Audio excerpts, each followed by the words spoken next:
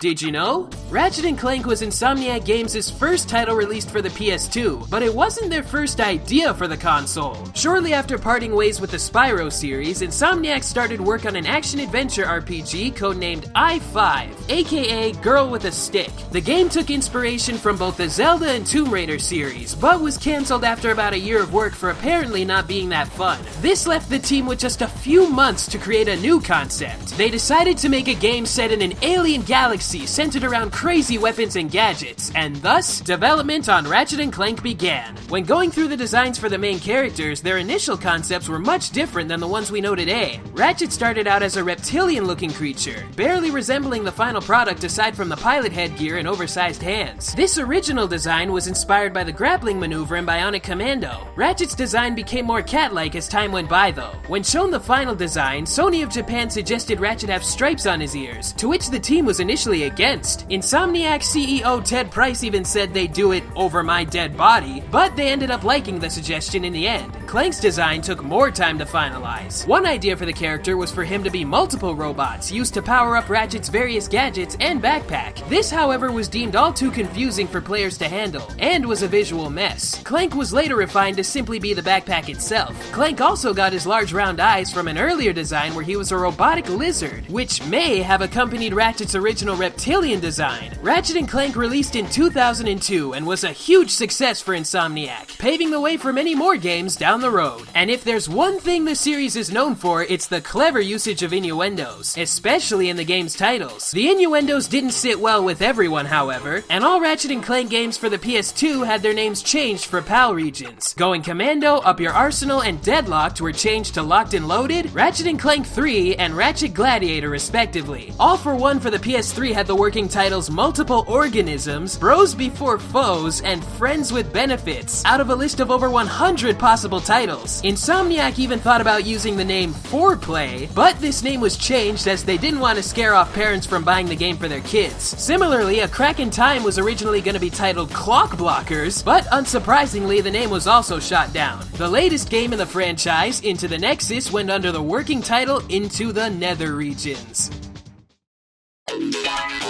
Aside from double entendres, Ratchet & Clank is also known for its skill points. That said, the skill points didn't make their debut in the Ratchet series. They're actually a carryover from the Spyro games, specifically Spyro 2 and 3. The final skill point in the first Ratchet game is called Going Commando, which at the time of Ratchet & Clank's release may have been an allusion to the game's then-in-development sequel. Tools of Destruction has a skill point with the name No, Up Your Arsenal, referencing the name of the third Ratchet game. Other names for skill points include Gotta Catch 'Em All, referencing the Pokemon slogan, and You Can Break a Snow Dan, a reference to Insomniac Games employee Dan Johnson. As an inside joke of sorts, Insomniac has hidden away a reference to Dan in nearly every one of their games, beginning with Spyro 2. In the first Ratchet & Clank, Dan's face can be seen on the computer monitors in the landing area of the Blark Station, and on Planet Poketaru, his face can be seen on every starfish on the beach. Most other Easter eggs of Dan in the Ratchet series are comprised of unlockable skins and his face on a snowman in Going Commando and Up Your Arsenal,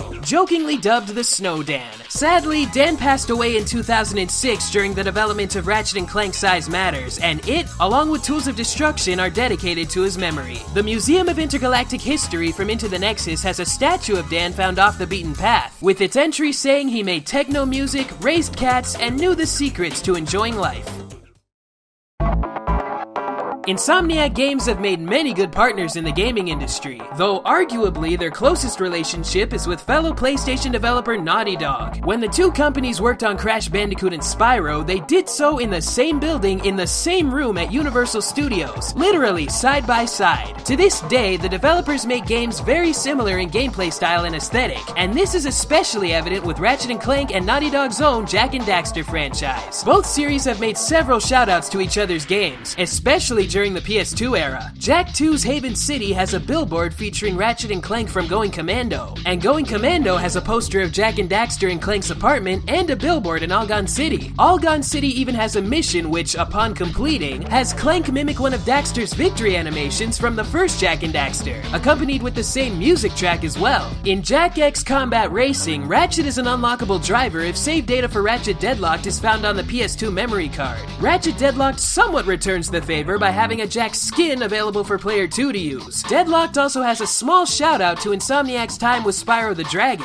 The story of Deadlocked has Ratchet and Clank kidnapped and forced to partake in a series of death matches along with other kidnapped contestants throughout the galaxy. On the game's Rankometer leaderboard, the name Agent Zero can be seen, which is likely referencing the character of the same name from Spyro 2. By the end of Deadlocked, his status on the Rankometer is listed as active, implying that he managed to survive.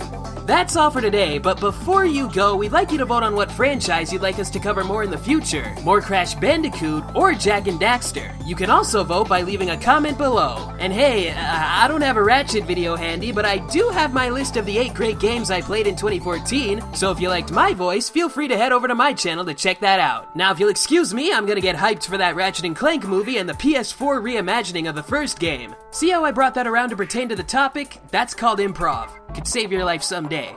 See ya!